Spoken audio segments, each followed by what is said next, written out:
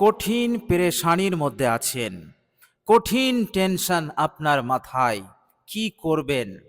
Tension পেরেশানি হতে আপনি কি করে মুক্তি পাবেন? আপনার মাথায় অনেক টাকার ঋণ রয়েছে, সেই ঋণ পরিশোধ করতে আপনি একেবারেই অক্ষম হয়ে পড়েছেন। কেননা আপনার ইনকাম নেই, আপনার আয়ে উন্নতি নেই, রিজিকে বরকত নেই, পর্যাপ্ত আয় আপনার হচ্ছে না। চাষে, ব্যবসাতে, কোনো দিক হতে যে সমস্ত রাস্তা দিয়ে আপনার ইনকাম আসতো, যে সমস্ত উপায়ে আপনি ইনকাম করতেন, সেই সমস্ত উপায়গুলো আস্তে আস্তে বন্ধ হয়ে যাচ্ছে। ফলে আপনার ইনকাম বন্ধ হয়ে যাচ্ছে, আপনার আয়ে একদম উন্নতি নেই। ঋণ পরিশোধ হবে কি করে? চারিদিক হতে যেন বিপদ আপনাকে ঘিরে ধরেছে। এভাবে করে আপনি কঠিন টেনশন, কঠিন পেরেশানির মধ্যে আছেন।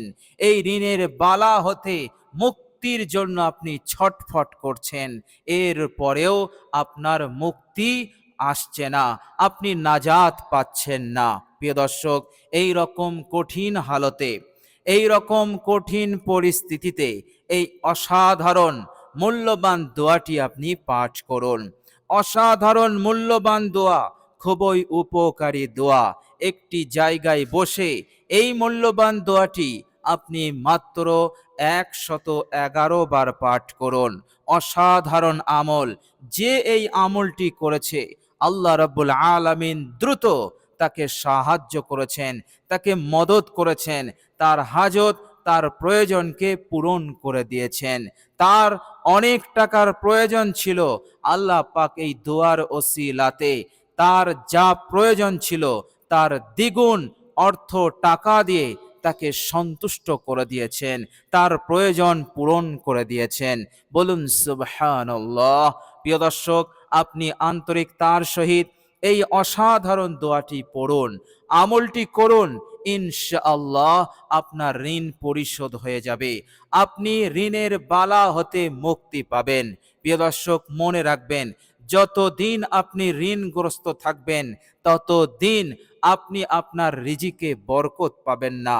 ঋণ থাকলে বরকত আসে না। ঋণের বালা বড় বালা, বড় মুসিবত। ঋণ থাকলে পেরেশানি বাড়ে, অপমান, লাঞ্ছনা এগুলো হতে থাকে। এভাবে করে এই দুনিয়ার বুকে মঙ্গল, কল্যাণ লাভ করা যায় না। এবং মৃত্যুর পর, অর্থাৎ কোনো ব্যক্তি যদি ঋণগ্রস্ত হয়ে মারা যায়, তাহলেও সেই ব্যক্তি ক্ষতির মধ্যে পড়ে যাবে। প্রিয় দর্শক, হাদিস শরীফের মধ্যে এসেছে, বিশ্বনবী সাল্লাল্লাহু আলাইহি ওয়াসাল্লামের সম্মুখে এক জানাজা নিয়ে আসা হয়েছিল। আল্লাহর নবী সাল্লাল্লাহু আলাইহি ওয়াসাল্লাম বললেন, এই জানাজা, এই ব্যক্তি কি ঋণগ্রস্ত ছিল? অর্থাৎ এই ব্যক্তি ঋণ পরিশোধ না করেই মারা গেছে? সাহাবারা বললেন, ইয়া রাসূলুল্লাহ, এই ব্যক্তি ঋণী, এই ব্যক্তি ঋণগ্রস্ত, ঋণগ্রস্ত অবস্থায় মারা গেছে। আল্লাহর নবী সাল্লাল্লাহু আলাইহি ওয়াসাল্লাম বললেন, তাহলে তোমরা এর জানাজা নামাজ পড়ে নাও, আমি পড়ব না। চিন্তা করুন, ঋণগ্রস্ত, ঋণ কত বড় বালা। এই জন্য ঋণ নিলে হবে না, ঋণ তো পরিশোধ আমাদের করতে হবে। কিন্তু ঋণ পরিশোধ করার সময় অনেক ক্ষেত্রে আমরা অপারগ হয়ে যাই, আমরা অক্ষম হয়ে যাই, আমাদের সামর্থ্য থাকে না, হাতে টাকা পয়সা থাকে না, ফলে আমরা ঋণ পরিশোধ করতে পারি না। তবে বিশ্বনবী সাল্লাল্লাহু আলাইহি ওয়াসাল্লাম আমাদের জন্য পথ বলে দিয়েছেন। প্রিয় দর্শক, হাদিস শরীফের মধ্যে এসেছে, সঙ্গে সঙ্গে এক সাহাবী বললেন, ইয়া রাসূলুল্লাহ, এই মাইয়েতের যত টাকার ঋণ আমি একাই পরিশোধ করে দেব। বলুন সুবহানাল্লাহ। বিশ্বনবী সাল্লাল্লাহু আলাইহি ওয়াসাল্লাম বললেন, তাহলে আমি এই মাইয়েতের জানাজা নামাজ আদায় করব। বলুন সুবহানাল্লাহ। একবার ভাবুন, একবার চিন্তা করুন, নবীজি সাল্লাল্লাহু আলাইহি সাল্লাম নিজে থেকে কোনো কাজ করতেন না, নিজে থেকে কোনো কথা বলতেন না। তিনি যা বলতেন, তিনি যা করতেন, আল্লাহ পাকের ইশারাতে করতেন। আল্লাহ রাব্বুল আলামিন নিশ্চয় আল্লাহর নবীকে হুকুম দিয়েছিলেন, হে আমার নবী, যারা ঋণগ্রস্ত হয়ে মারা যায় তাদের জানাজা পর্যন্ত আপনি পড়বেন না। প্রিয় দর্শক, বিষয়টা অত্যন্ত কঠিন, বিষয়টা অত্যন্ত ভাবার বিষয়। সুতরাং আপনি যদি কঠিনভাবে ঋণগ্রস্ত হয়ে থাকেন, অনেক টাকার ঋণী হয়ে থাকেন, তাহলে আল্লাহর নবী সাল্লাল্লাহু আলাইহি সাল্লাম আমাদের পথ বলে দিয়েছেন। আল্লাহর নবী যে পথ বলে দিয়েছেন সেটা আল্লাহ পাকই বলেছেন।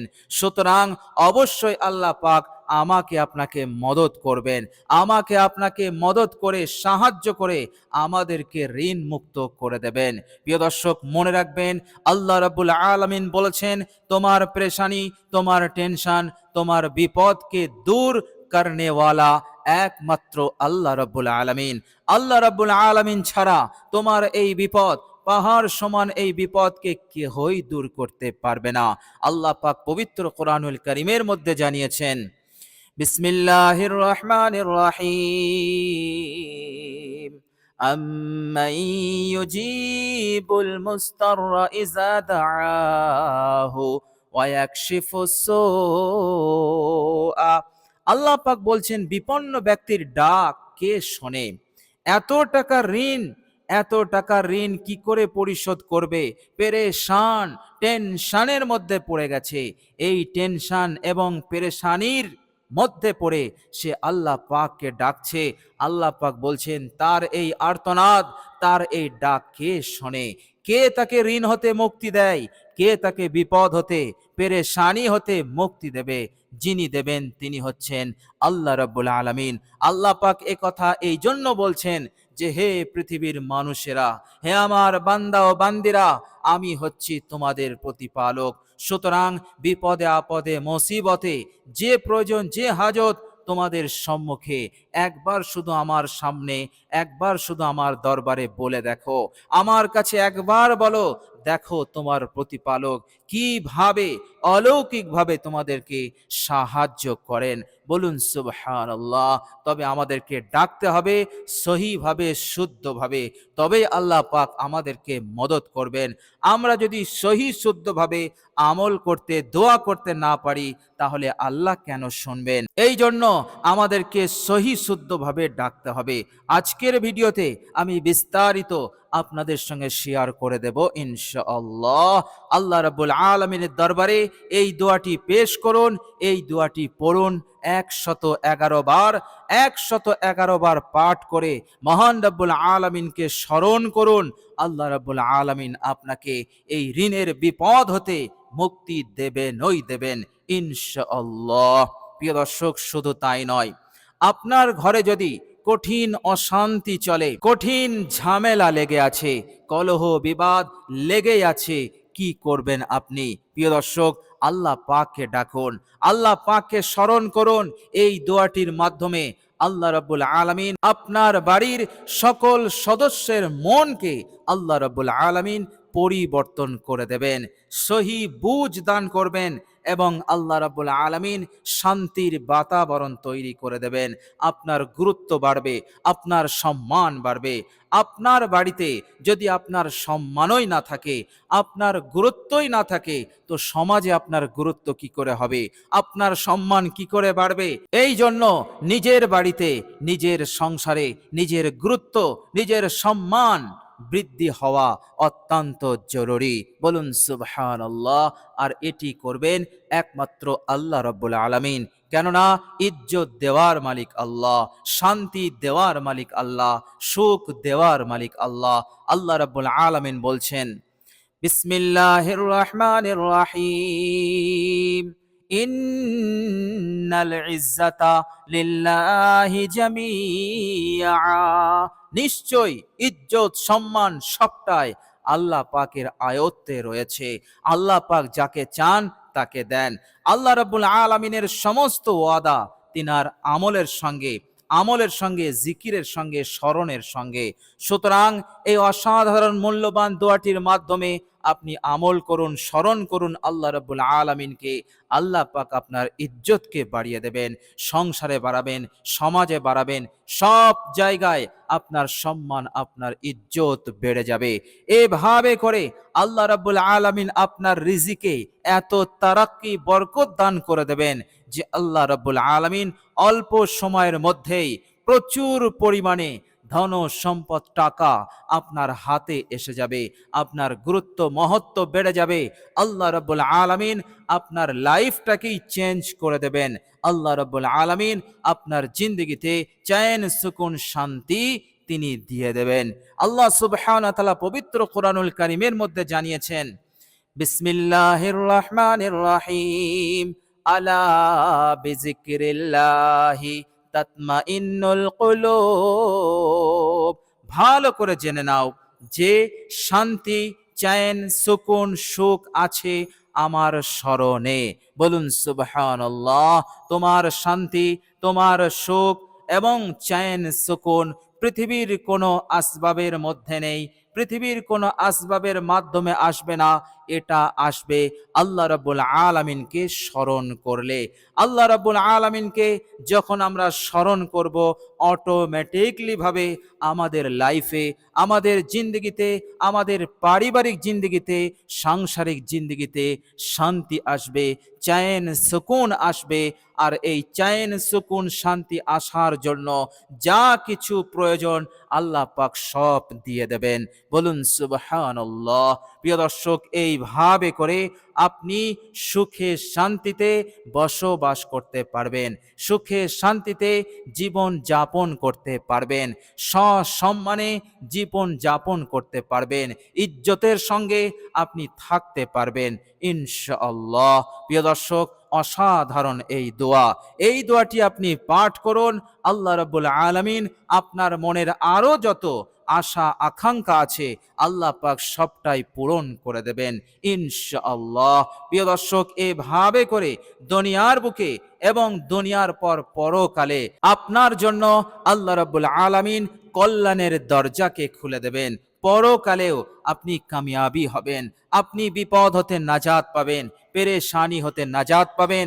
আল্লাহ পাক আপনাকে ক্ষমার চোখে দেখবেন, আপনাকে ক্ষমা করবেন, মাফ করে দেবেন এবং আল্লাহ সুবহানাহু ওয়া তাআলা আপনাকে জান্নাত দান করবেন। বলুন সুবহানাল্লাহ। অসাধারণ এই দোয়া, অসাধারণ উপকারী এই দোয়া। আমাদেরকে সঠিকভাবে, সঠিক পদ্ধতিতে এই দোয়াটি, আমলটি আমাদেরকে করতে হবে। প্রিয় দর্শক, চলুন এবার আমি আপনাদেরকে বলে দেব এই দোয়াটি আমরা কিভাবে পাঠ করব, কোন পদ্ধতিতে আমরা আমলটি করব, যে আমলটি করলে আমরা এত উপকার পাবো, এই আমলটি আমরা কিভাবে করব। প্রিয় দর্শক, আপনি যখন আমলটি করবেন অবশ্যই আপনি উত্তম রূপে অজু করে নেবেন। পাক ও পবিত্র পানি দ্বারা আপনি উত্তম রূপে অজু করবেন। অজু করতে গিয়ে তাড়াহুড়ো করবেন না। প্রত্যেকটা অঙ্গ সুন্দর করে 3 বার করে ধোবেন। উত্তম রূপে অজু হয়ে গেলে কালেমায়ে শাহাদত আপনি পাঠ করে নেবেন আন্তরিকতার সহিত, ইখলাসের সহিত। কালেমায়ে শাহাদতটা ভালোভাবে পাঠ করবেন। আশহাদু আল্লা ইলাহা ইল্লাল্লাহু ওয়াহদাহু লা শারীকা লাহু ওয়া আশহাদু আন্না মুহাম্মাদান আবদুহু ওয়া রাসূলুহু। এভাবে করে আপনি কালেমায়ে শাহাদতটা পড়ে নেবেন। ইনশাআল্লাহ আল্লাহ পাক অত্যন্ত খুশি হয়ে যাবেন। জান্নাতের 8টা দরজা আপনার জন্য খোলা হবে। এরপর আপনি একটি জায়গায় বসবেন। বসার পর সর্বপ্রথম আপনি 3 বার এই ইস্তেগফারটি পড়বেন। ইস্তেগফারটি হচ্ছে, আস্তাগফিরুল্লাহাল্লাযী লা ইলাহা ইল্লা হুয়াল হাইয়ুল কাইয়্যুম ওয়া আতুবু ইলাইহি। এই ইস্তেগফার আপনি 3 বার পড়বেন। এরপর আপনি দরুদ শরীফ পড়বেন 3 বার, দরুদে ইব্রাহিম। আল্লাহুম্মা সাল্লি আলা মুহাম্মাদিন ওয়া আলা আলি মুহাম্মাদ কামা সাল্লাইতা আলা ইব্রাহিম ওয়া আলা আলি ইব্রাহিম ইন্নাকা হামিদুম মাজিদ। اللهم بارك على محمد وعلى آل محمد كما باركت على إبراهيم وعلى آل إبراهيم إنك حميد مجيد। মহাব্বতের সঙ্গে, ভালোবাসার সঙ্গে এবং অত্যন্ত মনোযোগী হয়ে আপনি দরুদে ইব্রাহিমটি পাঠ করবেন মাত্র 3 বার। এরপর আপনি 3 বার হয়ে গেলে এবার আপনি এই দোয়াটি 111 বার পাঠ করবেন লাগাতার বিরামহীন ভাবে। প্রিয় দর্শক, আর সেই মূল্যবান দোয়াটি হচ্ছে বিসমিল্লাহির রহমানির রহিম ওয়া কাফা বিল্লাহি ওয়ালিয়্যান وكفى بالله نصيرا وكفى بالله وليا وكفى بالله نصيرا। এই মূল্যবান দোয়াটি আপনি পড়বেন 111 বার। প্রিয় দর্শক, এই মূল্যবান দোয়াটি যখন আপনার হয়ে যাবে, আপনার আমল সম্পন্ন হলো। কেউ যেন আপনাকে ডাকাডাকি না করে এমন একটি জায়গায় বসে আপনি আমলটি করবেন। পাশে মোবাইল থাকলে মোবাইলটাকে সাইলেন্ট করে দেবেন অথবা সুইচ অফ করে দেবেন। যতক্ষণ আপনার আমল শেষ না হচ্ছে আপনি ওই জায়গা থেকে উঠবেন না। একই জায়গায় বসে এই আমলটি আপনি করবেন। তবে আমলটি করাকালীন আপনার মনোযোগ, আপনার ধ্যান ভরপুর পরিপূর্ণরূপে আল্লাহ পাকের দিকে রাখবেন। বরং আমলের পর আপনার ইয়াকিন, বিশ্বাস যেন আরো বেড়ে যায় যে আমল আমি যখন করেছি আল্লাহ পাক অবশ্যই দেবেন। আর আল্লাহ পাক দেবেন বলেই আল্লাহ পাক আমাকে এই আমলটি করার তৌফিক দিয়েছেন। বলুন সুবহানাল্লাহ। তো প্রিয় দর্শক, আমরা দোয়া করি আল্লাহ রাব্বুল আলামিনের কাছে, আল্লাহ রাব্বুল আলামিন যেন এই সুন্দর আমলটি করার তৌফিক দান করেন। সকলে বলি আমিন।